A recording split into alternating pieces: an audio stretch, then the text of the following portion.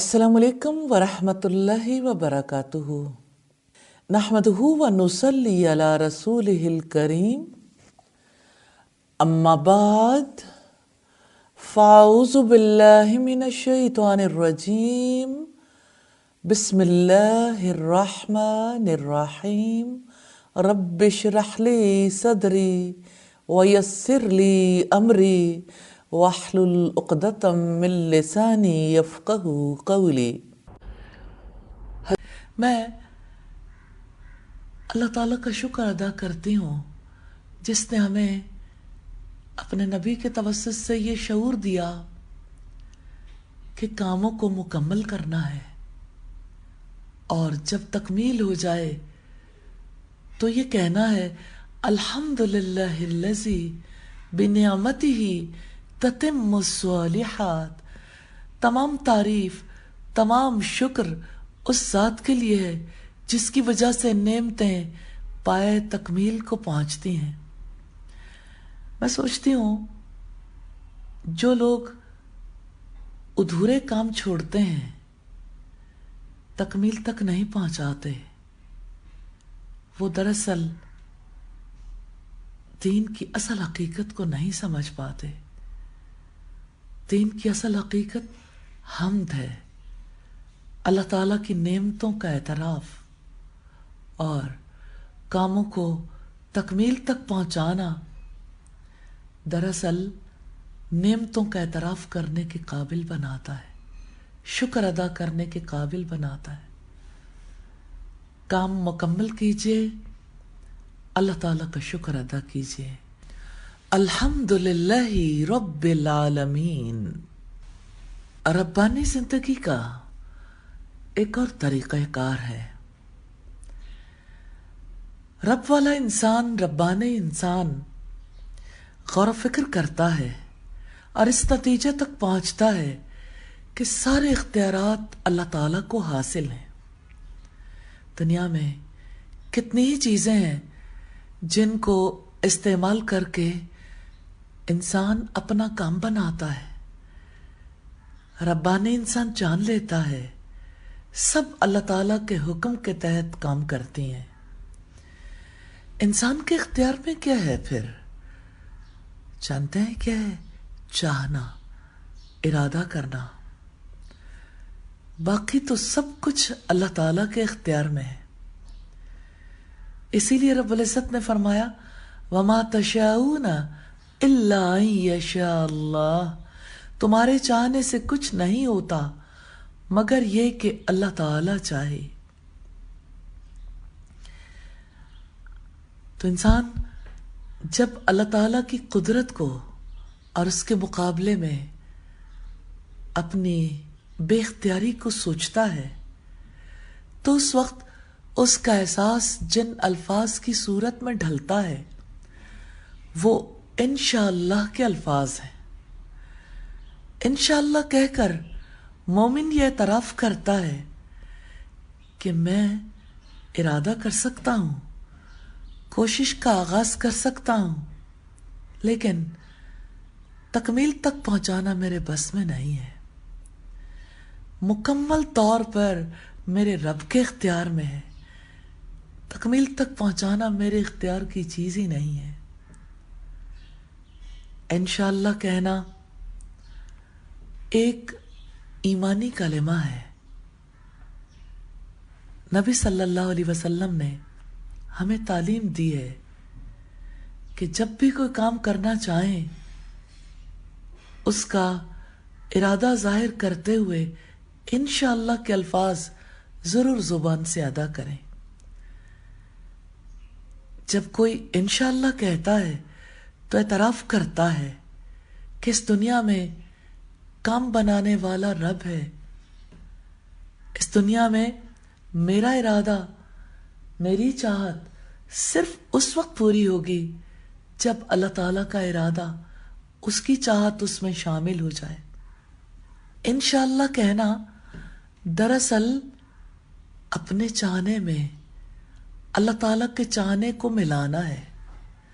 انشاءاللہ کہنا اپنے ارادے کے ساتھ اللہ تعالیٰ کے ارادے کو شامل کرنا۔ انشاءاللہ کہنا اپنے چاہنے کو سرنڈر کرنا ہے، اپنے ارادے کو اللہ تعالیٰ کے ارادے کے آگے جھکا دینا۔ دو باغ والے بھائیوں کا تذکرہ قرآن حکیم میں ملتا ہے۔ سورہ القلم کی آیت نمبر 18 میں رب العزت نے بتایا کہ بھائیوں کا ایک باغ تھا، باغ کے پھل جب تیار ہوئے تو انہوں نے کہا کل ضرور ہم اپنے باغ کا پھل توڑیں گے، لیکن جب اگلی صبح وہ باغ میں پہنچے تو ایک آفت ان کا باغ، ان کی فصل برباد کر چکی تھی۔ ان کی محرومی کا سبب یہ تھا کہ انہوں نے جب پھل توڑنے کا ارادہ ظاہر کیا تو انشاءاللہ نہیں کہا۔ انشاءاللہ کہنا دعا ہے، درخواست ہے کہ یا اللہ میرے ارادے کو اپنی توفیق سے، اپنی تائید سے پورا کر دے۔ انشاءاللہ کہنا زندگی کے سفر میں کائنات کے مالک کو اپنے ساتھ میں لانا ہے، اور جس کے ساتھ کائنات کا مالک ہم سفر ہو جائے اس کو منزل تک پہنچنے سے بھلا کون روک سکتا ہے؟ تو انشاءاللہ کہہ کے خالص نیت کے ساتھ اپنے ارادے کو اللہ تعالیٰ کے آگے جھکا دیجئے، اللہ تعالیٰ کی مدد اور توفیق آئے گی۔ زندگی میں کچھ لوگ ایسے بھی ہیں جو انشاءاللہ اس لیے کہتے ہیں کہ ان کا کام کرنے کا ارادہ نہیں ہوتا۔ ارادہ سپرد کیا جا سکتا ہے، بدنیتی کیسے سپرد کریں گے؟ جب آپ بدنیتی سے انشاءاللہ کہیں گے تو اللہ تعالیٰ کی مدد اور توفیق کیسے آئے گی؟ جس بات کے لیے آپ کے دل کو یقین نہیں، اس کا معاملہ آپ اللہ تعالیٰ کے حوالے کیسے کر سکتے ہیں، اور کر کے اسے نتیجہ خیز بنانے کے لیے دعا کیسے کر سکتے ہیں؟ اخلاص کے ساتھ اپنے ارادے کو اللہ تعالیٰ کے آگے جھکا دیجئے، انشاءاللہ اللہ تعالیٰ توفیق دے گا، تائید کرے گا، اور آپ اپنی منزل تک پہنچ جائیں گے انشاءاللہ۔ ہمارا رب ہم سے مطالبہ کرتا ہے کہ ہم ایک دوسرے کے لیے خیر خواہ ہوں اور دل میں دوسروں کے لیے نیک جذبہ رکھیں، تنہائیوں میں بھی دوسروں کے لیے نیک دعائیں کریں، اور جب ملاقات ہو تو اندرونی جذبہ بے ساختہ کلمے کی صورت میں نکل پڑے۔ السلام علیکم، تم پر سلامتی ہو، تم پر رب کی رحمتیں ہوں۔ السلام علیکم کیا ہے؟ السلام علیکم اظہار ہے دلی کیفیات کا، اظہار ہے کہ معاشرے میں ایک شخص کو کس طرح زندگی گزارنی چاہیے، اسے دوسروں کا بھلا چاہنا چاہیے، تمام انسانوں کو رب العزت امن اور سلامتی کی صورت میں دیکھنا چاہتے ہیں۔ تو ربانی انسان السلام علیکم کہہ کر اپنی حیثیت کا تعارف کرواتا ہے کہ میں رب والا ہوں، تمہارے لیے کیا ہوں، تمہاری سلامتی چاہتا ہوں، تمہاری سلامتی کو نقصان پہنچے میں گوارا نہیں کر سکتا، میں تمہیں سلامت دیکھنا چاہتا ہوں۔ السلام علیکم کہنا کوئی رسمی کلمہ دہرانا نہیں ہے، بااصول زندگی گزارنے کا ایک پاک عہد ہے۔ السلام علیکم کہہ کر ربانی انسان اپنے آپ کو اس بات کا پابند بناتا ہے کہ دوسرے لوگ اس سے سلامتی کے سوا کسی دوسرے سلوک کا تجربہ نہیں کریں گے۔ اور اس کا وجود دوسروں کے لیے ہر حال میں سلامتی اور رحمت بنا رہے گا۔ تو السلام علیکم کہنا دراصل یہ اعلان کرنا ہے کہ میرا طرز عمل سلامتی کے تابع ہوگا، خیرخواہی کے تابع ہوگا۔ السلام علیکم دعا ہے، السلام علیکم اتنی زیادہ اہمیت کی حامل دعا ہے۔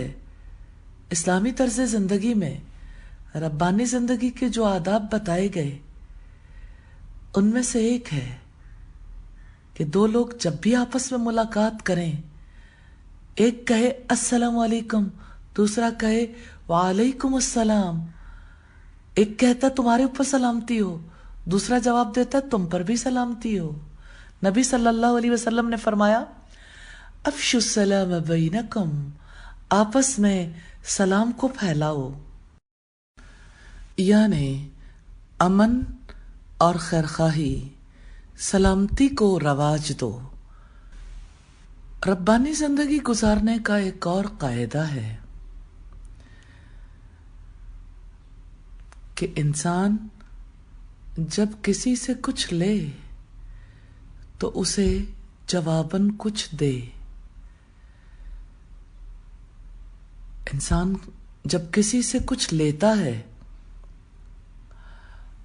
تو رب العزت نے یہ قاعدہ سکھایا ہے کہ جب آپ کو کسی سے کوئی فائدہ پہنچے، کسی نے آپ کو کچھ دیا ہو، تو دینے والے کے حق میں جزاک اللہ، جزاک اللہ، جزاک اللہ خیر الجزا کا کلمہ کہے، یعنی اللہ تعالیٰ تمہیں بہترین بدلہ عطا کرے۔ جزاک اللہ کہنا ایک کلمہ ہی تو ہے جس میں اعتراف ہے کہ میں تو آپ کو بدلہ نہیں دے سکتا، بدلہ دینے کا اصل اختیار تو میرے رب کو ہے۔ تو وہ یہ دعا کرتا ہے اے میرے رب تو اس کی مدد فرما جس نے میری مدد کی، اسے وہ چیز عطا فرما جو اس نے مجھے عطا کی۔ جزاک اللہ دراصل اعتراف کرنا ہے۔ جزاک اللہ کا کلمہ دو قسم کی روح کو ابھارتا ہے اور زندہ بھی رکھتا ہے، لینے کے ساتھ دینے کی روح اور اعتراف کی روح۔ زندگی میں بار بار ایسے حالات پیش آتے ہیں جب انسان کو موقع ملتا ہے کہ وہ اعتراف کرے تو اپنے آپ کو رب کے ساتھ جوڑ لے، بلند کر لے، اور اعتراف نہ کرے اور پستی کے گڑھے میں جا گرے۔ یہ دنیا اعتراف اور بے اعترافی کا امتحان ہی تو ہے۔ جزاک اللہ کہنا اعتراف کی روح کو بیدار کرنے میں مدد دیتا ہے، اعتراف کی روح جگاتا ہے۔ جزاک اللہ کہنا دراصل انسان کو احساس دلاتا ہے کہ آپ لیتے ہو، لینے والے تو ہو، دینے والے بھی بن جاؤ۔ جتنا آپ کو نفع پہنچائے دوسروں کو نفع پہنچانے والے بھی بن جاؤ۔ دینے والے کے عطیے کا اتنا احساس تو ہو کہ اس کے حق میں دل سے بہترین دعائیں نکلنے لگیں۔ تو جزاک اللہ کہنا اسلام کے طریقوں میں سے ایک طریقہ ہے۔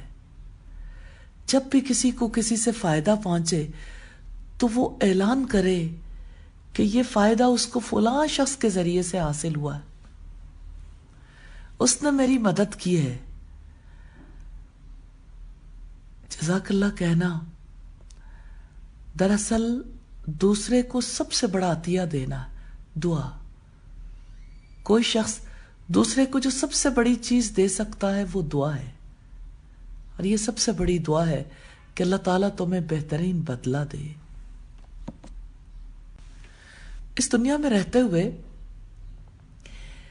انسان کو کبھی کچھ ملتا ہے، کبھی وہ کچھ کھو دیتا ہے. یہاں پانا بھی ہے، کھونا بھی ہے. دنیا آزمائش کی جگہ ہے. جب کچھ ملے تو انسان کیا کرے؟ ربانی انسان شکر کا ثبوت دیتا ہے، الحمدللہ کہتا ہے. اور اگر کوئی چیز کھو جائے تو ربانی انسان صبر کرتا ہے. یوں وہ آزمائش میں پورا اترتا ہے. اس دنیا میں انسان کو لازماً خوشگوار تجربات کے ساتھ ناخوشگوار تجربات بھی پیش آتے رہتے ہیں. جیسا کہ رب العزت نے فرمایا وَلَنَبْلُوَنَّكُمْ بِشَيْءٍ مِّنَ الْخَوْفِ وَالْجُوعِ وَنَقْصٍ مِّنَ الْأَمْوَالِ وَالْأَنفُسِ وَالثَّمَرَاتِ وَبَشِّرِ الصَّابِرِينَ الَّذِينَ إِذَا أَصَابَتْهُمْ مُصِيبَةٌ قَالُوا إِنَّا لِلَّهِ وَإِنَّا إِلَيْهِ رَاجِعُونَ. ہم ضرور تمہیں آزمائیں گے کسی قدر، خوف سے، بھوک سے، مال، جان اور پھلوں کے نقصان سے. خوشخبری دے دو صبر کرنے والوں کو. جب ان پر مصیبت آتی ہے تو وہ کہتے ہیں انا للہ و انا الیہ راجعون، بے شک ہم اللہ تعالیٰ کے ہیں اور ہمیں اسی کی طرف لوٹ کر جانا. تو دنیا میں مصیبت کا موقع آئے، انسان کچھ کھو دے، کسی کی ڈیتھ ہو جائے، انسان کا مالی نقصان ہو جائے، انسان کو کسی قسم کی تکلیف پہنچے، انا للہ و انا الیہ راجعون. یہ کلمہ اعتراف ہے، یہ کلمہ ثبوت ہے ربانی ہونے کا، صبر کا ثبوت ہے. یہ کلمہ کہنا عبادت ہے. دنیا میں عام طور پر کھو دینے کے موقع پر شکایت آتی ہے، اور ربانی انسان کھو دینے کو اپنے لیے ایک نئی دریافت بنا لیتا ہے. یہ ربانی رزق ہے. یہ دنیا کے تجربے کو آخرت کے تجربے میں بدلنا ہے. اس دنیا میں ناخوشگوار واقعات میں اپنے رب کو یاد کرنا ہے اور اعتراف کرنا ہے کہ یا رب، دینے والا تو ہی تھا. اگر تو نے اپنے دیے میں سے کسی چیز کو لے لیا، تیرا حق تھا کہ تو اس کو مجھ سے لے لے. یا اللہ، سب کچھ تیرا ہی ہے. انا للہ، بے شک ہم اللہ کے ہیں، وَإِنَّا إِلَيْهِ راجعون، اور بے شک ہم اسی کی طرف لوٹ کر جانے والے ہیں. الحمدللہ. ربانی زندگی کا ایک اہم معاملہ. رب والی زندگی کے اصول کتنے پیارے ہیں. ہر انسان کو کھانے پینے کی ضرورت پیش آتی ہے. تا حیات کھانے پینے کا سلسلہ جاری رہتا ہے. اللہ پاک نے انسان کے کھانے پینے کی ضروریات کو کس طرح سے پورا کیا. کتنی بڑی مقدار میں پانی فراہم کیا، اور کتنی معمولی محنت سے انسان اپنے لیے غذا تیار کرتا ہے. بغیر کسی رکاوٹ کے پانی بھی مل جائے، کھانا بھی مل جائے. بھوک لگے تو کھانا کھا لیں، پیاس لگے پانی پی لیں. ایسا تو ہو جاتا ہے کہ انسان کی ضرورت پوری ہو جائے، لیکن مومن بے سوچے سمجھے کھاتا پیتا بھی نہیں ہے. اس وقت بھی اس کا پورا وجود اس احساس میں ڈھل جاتا ہے کہ میرا رب عظیم ہے. جس نے میرے لیے انتظام نہ کیا ہوتا تو میں بھوکا پیاسا تڑپتا رہتا. نہ مجھے پانی ملتا کہ میں پیاس بجھا لوں، نہ مجھے کھانا ملتا کہ میں بھوک مٹا لوں، تو اس کی روح اعتراف کرتی ہے، اور یہ اعتراف حمد کی صورت میں اس کی زبان سے جاری ہو جاتا ہے، الحمدللہ الذی اطعمنی وسقانی وجعلنی من المسلمین، شکر ہے اس ذات کا جس نے مجھے کھانا کھلایا، پانی پلایا اور مجھے مسلمان بنایا۔ تو مومن جب بھوک کے وقت کھانا کھاتا ہے، پیاس کے وقت پانی پیتا ہے، تو اسے رب یاد آ جاتا ہے کہ رب نے میرے لیے جیسے جسمانی کمی کو پورا کرنے کے لیے غذا کا اہتمام کیا، اسی طرح اس نے میرے لیے روحانی غذا کا اہتمام بھی کیا ہے۔ اس نے وحی کے ذریعے سے اپنی مرضی بتانے کے لیے علم اتارا ہے، تاکہ میں اس علم کے مطابق زندگی گزار کے ہمیشہ کی کامیابی حاصل کر سکوں۔ اور یہ یاد ربانی انسان کے شکر میں، حمد میں اور ہی اضافہ کر دیتی ہے۔ ہاں، حمد ہے اس ذات کے لیے جس نے جسمانی رزق کا بھی اعلیٰ انتظام کیا اور روحانی رزق کا بھی اعلیٰ انتظام کیا، الحمدللہ۔ کھانے کے بعد نبی صلی اللہ علیہ وسلم نے جو دعا سکھائی ان میں یہ دعا بھی ہے، الحمدللہ الذی اطعمنی ھذا الطعام ورزقنیہ من غیر حول منی ولا قوت۔ تمام تعریف اللہ تعالیٰ کے لیے ہے جس نے مجھے یہ کھانا کھلایا اور میری کسی قوت اور طاقت کے بغیر مجھے یہ عطا کیا۔ اور آپ کی ایک اور دعا یہ بھی ہے، الحمدللہ کثیراً طیباً مبارکاً فیہ غیر مکفی ولا مودع ولا مستغنی عنہ ربنا۔ کثیر، پاکیزہ اور بابرکت تعریف اللہ تعالیٰ کے لیے ہے۔ اس کھانے کو ہم کافی نہیں سمجھتے، نہ اس کو ہم چھوڑتے ہیں، اور اے ہمارے رب، ہم اس سے بے پرواہ نہیں ہو سکتے۔ نبی صلی اللہ علیہ وسلم کی بہت ہی خوبصورت دعائیں ہیں۔ اللہ تعالیٰ سے دعا ہے ہمیں کھانے کے بعد اپنی حمد بیان کرنے کی توفیق عطا فرمائے۔ یہی ربانی زندگی ہے۔ رب والا ہر موقع پر رب کو یاد کرتا ہے، شکر ادا کرتا ہے، صبر کرتا ہے، اور اس کا دل اپنے رب سے راضی رہتا ہے، اس سے جڑا رہتا ہے۔ یہی روحانی رزق ہے۔ جاگنا اور سونا دونوں ہی ہر زندہ انسان کے لیے ایسے اعمال ہیں جو بار بار پیش آتے ہیں۔ جاگنا زندگی کی علامت ہے، سونا موت کی علامت ہے۔ جب پورا دن جاگنے کے بعد رات کو انسان سوتا ہے تو گویا وہ زندہ رہنے کے بعد مر جاتا ہے، پھر جب وہ صبح کو سو کر اٹھتا ہے تو گویا موت کے بعد دوبارہ زندہ ہو جاتا ہے۔ تو صبح کو سو کر جب وہ اٹھتا ہے تو دراصل یہ اس بات کا یقین بھی ہے، اعتراف بھی ہے کہ جب ہم وفات پا جائیں گے تو ہمیں دوبارہ زندہ کر کے حساب کتاب کے لیے میدان حشر میں اکٹھا کیا جائے گا۔ دنیا کی زندگی اس لیے ملی ہے کہ رب والا انسان ہر واقعے کو آخرت کے لیے یاد دہانی بنا لے، ہر واقعے میں وہ آخرت کی تصویر دیکھتا رہے۔ سونا اور جاگنا بھی ایسا ہی عمل ہے جو ربانی انسان کو موت کے بعد کی زندگی کی یاد دلاتا ہے۔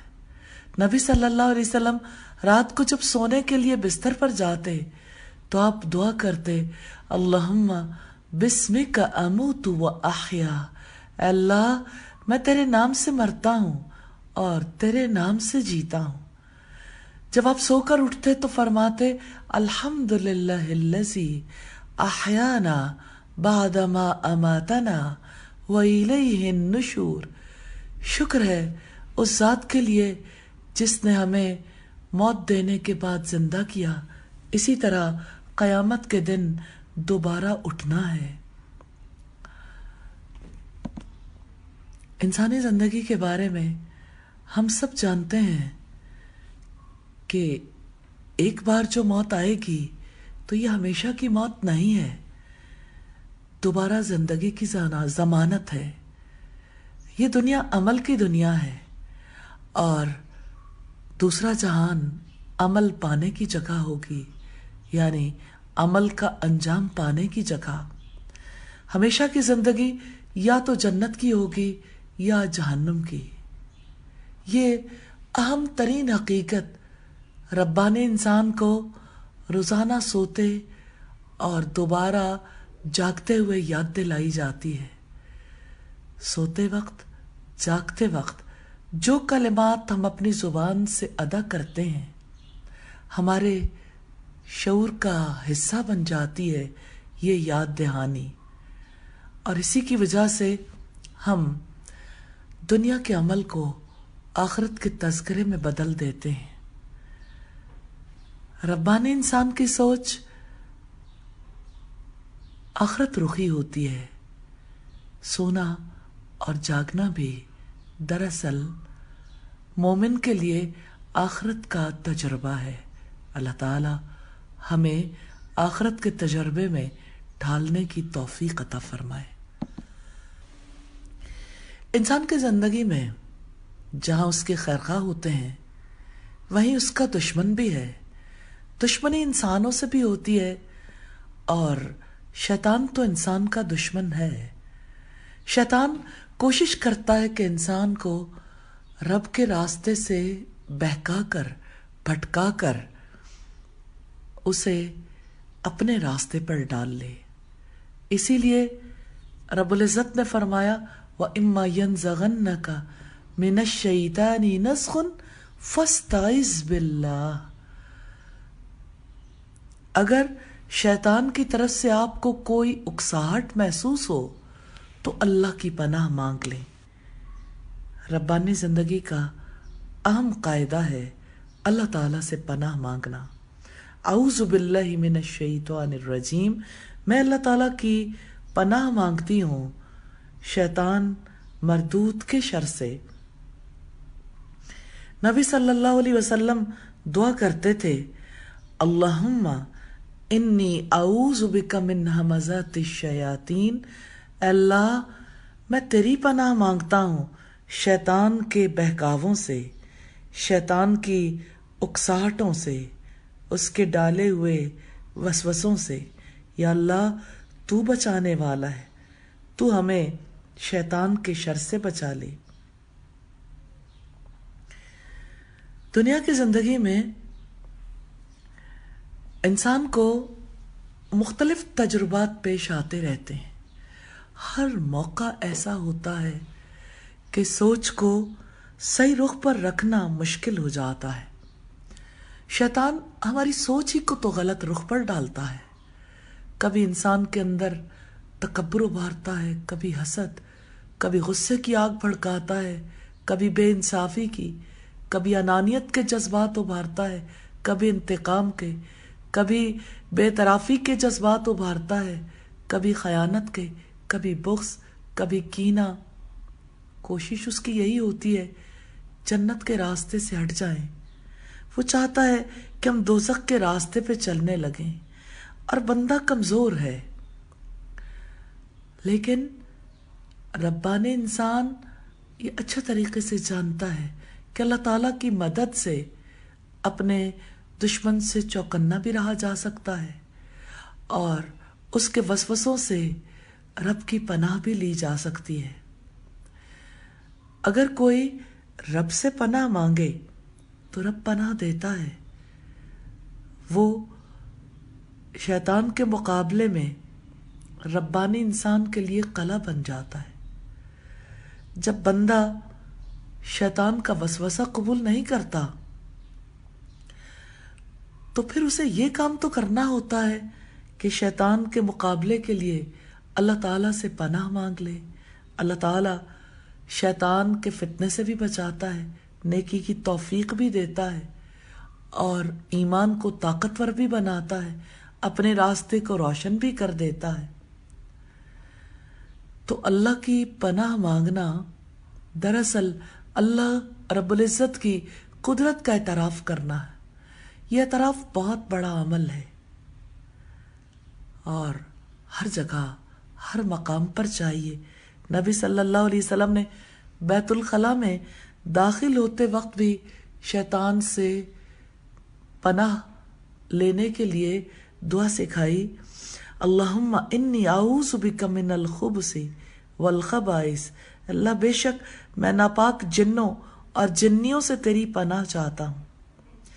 اور آپ نے مسجد میں داخل ہوتے وقت بھی شیطان مردود کے شر سے عظمت والے رب کی پناہ مانگنی سکھائی، اعوذ باللہ العظیم وبوجہہ الکریم وسلطانہ القدیم من الشیطان الرجیم، میں شیطان مردود کے شر سے انتہائی عظمت والے اللہ، اس کے انتہائی محترم چہرے، اس کی ازلی بادشاہت کے ساتھ پناہ لیتا ہوں۔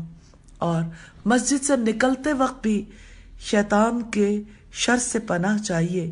رسول اللہ نے سکھایا، اللہم عاصمنی من الشیطان الرجیم، اللہ مجھے شیطان مردود سے بچا لے۔ پھر آپ صلی اللہ علیہ وسلم نے غصے کے وقت اعوذ باللہ من الشیطان الرجیم پڑھنی سکھائی، اور غلط بات منہ سے نکل جانے پر بھی یہی بات کہ آپ اللہ کی پناہ لے لو اور لا الہ الا اللہ وحدہ پڑھ لو، اور گدھے کی آواز سن کر بھی اعوذ باللہ پڑھ لیں۔ اور پھر اسی طرح سے ہر موقع پر اللہ کی پناہ مانگنے والے کے لیے اللہ تعالی مددگار بن جاتے ہیں، اسے پناہ دیتے ہیں۔ جیسے مواقع میں سے ایک بڑا اہم موقع برا خواب دیکھنے کا بھی ہے۔ شیطان کے شر سے بچنے کے لیے اعوذ باللہ من شرہا ومن شر الشیطان، میں اللہ کی پناہ لیتا ہوں اس خواب کے شر سے اور شیطان کے شر سے۔ اور رات کو سوتے وقت بھی شیطان کے شر سے پناہ مانگنی ضروری ہے۔ بسم اللہ وضعت جنبی اللہم اغفر لی ذنبی واقصا شیطانی وفک ریحانی وجعلنی فی الندی الاعلی، اللہ کے نام کے ساتھ میں نے اپنا پہلو رکھا، اے اللہ میرے لیے میرے گناہ بخش دے اور میرے شیطان کو ذلیل کر دے اور میری قید کو کھول دے اور مجھے اعلیٰ و عرفہ مجلس کا ہم نشیں کر دے۔ صبح و شام اور بستر پر لیٹتے وقت بھی شیطان کے شر سے اللہ تعالیٰ کی حفاظت مانگنی سکھائی محمد صلی اللہ علیہ وسلم نے۔ اللہم فاطر السماوات والارض عالم الغیب والشہادۃ رب کل شیء وملیکہ اشہد ان لا الہ الا انت اعوذ بک من شر نفسی وشر الشیطان وشرکہ، اے اللہ آسمانوں اور زمین کے پیدا کرنے والے، پوشیدہ اور موجودہ چیز کے جاننے والے، ہر چیز کے رب اور اس کے مالک، میں گواہی دیتا ہوں کہ تیرے سوا کوئی معبود برحق نہیں ہے۔ میں اپنے نفس کے شر سے، شیطان کے شر سے اور اس کے شرک سے تیری پناہ لیتا ہوں۔ اسی طرح ڈر اور گھبراہٹ کے وقت بھی شیطان کے شر سے پناہ مانگنی ضروری ہے۔ اعوذ بکلمات اللہ التامۃ من غضبہ وشر عبادہ ومن ہمزات الشیاطین وان یحضرون، میں اللہ کے کامل کلمات کی پناہ میں آتا ہوں، اس کی ناراضگی سے، اس کے بندوں کے شر سے اور شیاطین کے وسوسوں سے، اور اس بات سے کہ وہ میرے پاس آئیں۔ اسی طرح سے شوہر بیوی جب آپس میں تعلق قائم کریں اس وقت بھی شیطان سے پناہ مانگنی ضروری ہے۔ بسم اللہ اللہم جنبنا الشیطان وجنب الشیطان ما رزقتنا. اللہ کے نام کے ساتھ شروع کرتا ہوں، اے اللہ ہمیں شیطان سے بچا اور شیطان کو اس سے دور رکھ جو تو ہمیں عطا فرمائے. تو زندگی میں کوئی بھی کام کرنا ہے دشمن نے تو گھیرنا ہے، دشمن کے گھیرے میں انسان آسانی سے آ سکتا ہے، اس لیے اللہ تعالیٰ کی پناہ کی ضرورت ہے. اور شیطان سے حفاظت کے لیے اذان دینا اور پھر اعوذ باللہ منک پڑھنا، میں تجھ سے اللہ کی پناہ میں آتا ہوں. اور اسی طرح سے کبھی بہت زیادہ تکلیف میں العن کا بلعنت اللہ، میں تجھ پر اللہ کی لعنت کے ساتھ لعنت بھیجتا ہوں کہنا بھی ضروری ہے. اور موت کے وقت بھی شیطان کے اچکنے سے پناہ مانگنی چاہیے. اللہم انی اعوذ بک من الہدم واعوذ بک من التردی واعوذ بک من الغرق والحرق والحرم واعوذ بک ان یتخبطنی الشیطان عند الموت. اے اللہ بے شک میں تیری پناہ لیتا ہوں دب کر مرنے سے، اور میں تیری پناہ لیتا ہوں گر کر مرنے سے، اور میں تیری پناہ لیتا ہوں غرق ہونے سے، جلنے سے، از حد بوڑھا ہو جانے سے، اور میں تیری پناہ لیتا ہوں اس سے کہ شیطان مجھے موت کے وقت بدحواس کر دے. اور شیطانی وسوسوں کا علاج ہے اللہ اکبر اللہ اکبر اللہ اکبر الحمدللہ الذی رد کیدہ الی الوسوسہ. اللہ سب سے بڑا ہے، اللہ سب سے بڑا ہے، اللہ سب سے بڑا ہے. سب تعریف اللہ تعالیٰ کی جس نے ابلیس کے مکر کو وسوسے کی طرف لوٹا دیا. اسی طرح سورہ فلق اور سورہ ناس پڑھنا، آمنت باللہ پڑھنا، اور اس کے ساتھ اللہ احد اللہ الصمد لم یلد ولم یولد ولم یکن لہ کفوا احد پڑھنا. اور اسی طرح هو الاول والآخر والظاہر والباطن وهو بكل شیء علیم. وہ اللہ ہے، سب سے اول ہے، وہی سب سے آخر ہے، وہی ظاہر ہے، وہی باطن ہے، وہ ہر چیز سے خوب باخبر ہے. یہ شیطان کے وسوسوں سے پناہ مانگنے کے لیے اہم دعائیں ہیں جو محمد رسول اللہ صلی اللہ علیہ وسلم نے سکھائیں. انسان کے اوپر اللہ تعالیٰ کے جو انعامات ہیں ان میں سے ایک انعام سواری بھی ہے. انسان کو اپنی ضروریات کے لیے ایک جگہ سے دوسری جگہ سفر کرنا پڑتا ہے، پیدل زیادہ دور تک نہیں پہنچ سکتا. اللہ تعالیٰ نے انسان پر جو انعام کیے، انسان کے لیے کتنی چیزوں کو مطیع بنا دیا جو اس کے لیے سواری کا کام دے سکتی ہیں. ابتدائی طور پر انسان گھوڑوں پر، چوپایوں پر سفر کرتا تھا، پھر انسان نے سمندر کے لیے بحری کشتیاں بنائیں، پھر انسان نے یہ جان لیا کہ مادے میں ایسی خصوصیات ہیں کہ تیز رفتار سواری کی صورت میں ڈھل سکتی ہیں. پھر کاریں، جہاز اور دوسری مشینی سواریاں وجود میں آئیں. اس طرح انسان بحری سفروں سے بھی آگے بڑھ کے فضائی بلندیوں میں تیز سفر کرنے لگا. بات یہ ہے کہ گھوڑے سے لے کر جہاز تک ساری سواریاں اللہ تعالیٰ کی نعمت ہیں، اور اللہ تعالیٰ نے ان سب کو ہمارے لیے مسخر کیا.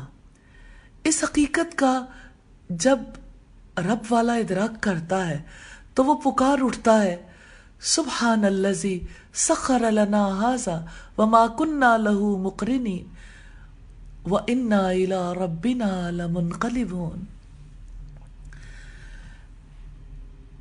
پاک ہے وہ ذات جس نے ہمارے لیے ان چیزوں کو مسخر کر دیا، ورنہ ہمارے لیے ممکن نہ تھا کہ ہم ان پر قابو پا سکیں، اور بے شک ہم اسی کی طرف لوٹنے والے ہیں.